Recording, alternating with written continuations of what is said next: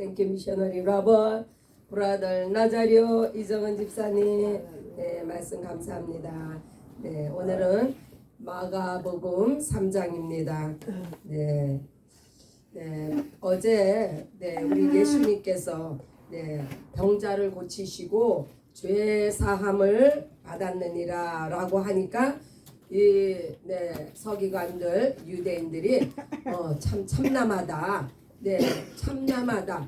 예수님이 하신 일을 향해서 참남하다고 그렇게 이야기를 했는데, 이 참남하다라는 뜻은요, 하나님을 못 오겠다, 하나님을 욕되게 했다, 영광을 가렸다, 이런 뜻이에요. 이렇게 이제 이야기를 했는데, 또 오늘 보니까 이제 안식일에 예수님께서 이제 또 병자를 고치시려고 하는 모습을 보고, 이제 그것을 엿보아서 이제 예수님을 이제 그 재판에 송사에 넘기려고 한다 하는 말을 이제 2절에 하고 있어요. 그런데 예수님께서 이제 4절에 이렇게 말씀합니다.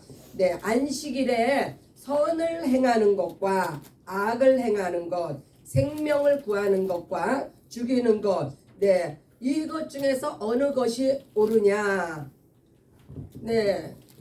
여러분 생각은 어때요? 그 안식일에 선을 행하는 것이, 또 악을 행하는 것이, 어느 것이, 생명을 구하는 것, 죽이는 것, 어느 것이 옳다고 생각해요? 생명. 그러나 예수님께서는 어떠한 것을 하셔도 예수님은 옳으십니다. 왜요? 하나님이시기 때문에. 그래서 선을 행하는 것은 당연하지만 악을 행하는 것, 예수님께서 악을 행하셨다 하면 악인도 악한 날에 적당하게 쓰셨다고 했어요. 그래서 예수님께서 하시는 것은 모든 것이 옳은 것이에요. 또 생명을 구하는 것과 이 죽이는 것, 물론 생명을 구하는 거 참 이거 귀하죠. 그러나 죽이는 건 역시 하나님의 손 안에 달려 있는 거예요. 예수님께서 하나님께서 출애굽 당시에 모세에게 처음 난 것은 사람이든 짐승이든 다 죽여라. 이것은 죽이는 것이잖아요. 그러나 죽이는 것을 통해서, 이 죽임을 통해서 그 구속 사역을 이루어 가시는 하나님의 경륜을 봅니다. 또 우리가 그 사무엘상을 보면은 사울이 하나님께서 이제 명령합니다. 아멜렉과의 전쟁에서 그 모든 소유, 남녀, 소와 젖먹는 아이, 또 그 우양과 약대와 나귀, 이런 것들을 다 진멸하라고 하셨어요. 이걸 어떻게 우리가 이해를 하겠어요? 그러나 하나님께서는 하나님이 행하시는 일에는 반드시 하나님의 뜻과 경륜이 있으므로, 우리가 하나님이 행하신 일, 예수께서 행하신 일에 대해서 안식일은요 원래 그 율법에 안식일을 범하면은 죽이라고까지 되어 있어요. 그러나 이것을 예수님께서 개의치 아니하시고 생명을 구하는 그 병든 자를 고치시는 것은, 이미 예수님이 오신 후로는 안식일은 이 하나의 율법인데, 율법을 통해서 예수께로 나오는 그 통로가 되게 하셨지, 더 이상 율법 아래에서 종로로 타는 것을 원치 않으셨어요. 그래서 예수님께서는 이와 같이 안식일에 사람을 구하는 것을 정당화하셨습니다.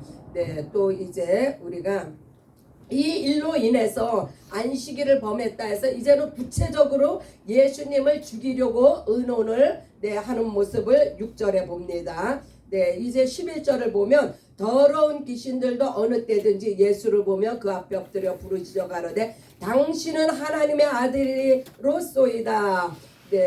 이 귀신들은요 영적인 존재예요. 사람들은 예수가 아무리 병을 고치고 죽은 자를 살려도 예수가 하나님의 아들인 것을 잘 깨닫지를 못해요. 그러나 이 귀신들은 귀신 앞에는 반드시 더러운이라는 형용사가 붙습니다. 이것은 귀신이 하는 일은 그만큼 더럽고 추한 것을 말씀하는데, 이 더러운 귀신도 예수가 하나님의 아들인 것을 인정하고 부르짖고 그것을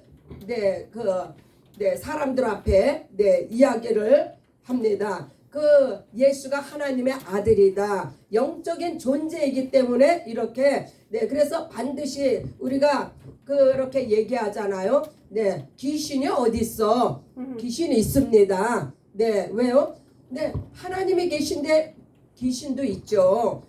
그래서 이 귀신이 우리의 영 안에 들어가지는 못하지만 우리의 육체 안에서 질병을 가져다 주고 상하게 하고 죽이고 멸망시키는 일을 합니다. 12절에 예수께서 자기를 나타내지 말라고 많이 경계하시니라. 왜 예수님께서 어느 때는 퍼블릭하게 많은 무리들 앞에서 이렇게 설교를 하시는데, 어느 때는 이렇게 자기를 나타내지 말라고 이렇게 말씀하셔요. 이때는 아직 이제 제자들을 다 모집하지 않으셨기 때문에 이제 제자들을 이제 부르시는 과정입니다. 13절, 14절 이렇게 예수께서 자기의 원하는 자들을 부르시며 또 12, 그래서 원하는 자들 가운데서 12를 세우셨습니다. 이 12를 세우신 이유는 예수님이 자기와 함께 있게 하시고 함께 먹고 자고 하면서 이제 예수님의 모든 것을 제자들에게 쏘아붓기 시작합니다. 또 보내사 전도하게 하시며 귀신을 내어 쫓는 권세도 있게 하려 하십니다. 이 당시에는요, 귀신에 들린 자들, 귀신이 아주 그 어두움의 세상에, 예수님이 오시기 이전에 어두움의 세상이기 때문에 귀신이 판을 치던 때였어요. 그래서 이제 제자들을 콜링하셔가지고 제자들을 훈련시켜서 전도도 보내고 영혼 구원을 위해서 전도도 보내고 또 더불어서 귀신을 쫓는 권세도 있게 이 귀신을 쫓는 데에는 반드시 권세가 필요합니다. 예수의 이름의 권세 그로 말미암아 전도에 필요한 영혼 그 영혼에게서 귀신을 쫓아내야 그 영적인 그 올바른 분별력이 서지 않습니까? 그래서 귀신을 쫓는 권세도 주셨습니다. 이제 또 27절에 보면은 먼저 강한 자를 결박하지 않고 강한 자의 집에 들어가 세간을 늑달치 못하리니 결박한 후에야 그 집을 늑달하리라. 그렇죠. 예수님이 왜 이 말씀을 하세요? 그 예수님께서 이제 그 병자도 고치시고 이런 많은 일을 행하니까 바리새인들이 서기관들이 귀신의 왕을 힘입어서 병을 고치고 저렇게 역사를 한다고 이렇게 말하자 예수님께서 말씀하시는 거예요. 내가 강한 자를 먼저 결박하지 않고는 강한 자의 집에 들어가. 예수님이 어떻게 강한 자의 집에 강한 자를 결박하셨어요? 예수님이 바로 이 강한 자의 최고의 무기가 뭐냐면요, 사망의 권세예요. 마귀가 사망 권세를 잡았는데 예수님께서 이제 이 사망 권세를 깨셨습니다. 사망 권세를 깨시고 바로 이제 사람들을 구원하기 시작하셨죠. 28절 29절 사람의 모든 죄와 모든 회방하는 회방은 사하심을 얻되 누구든지 성령을 회방하는 자는 영원히 그 죄에 처하리라. 성령 회방죄가 이렇게 무섭습니다.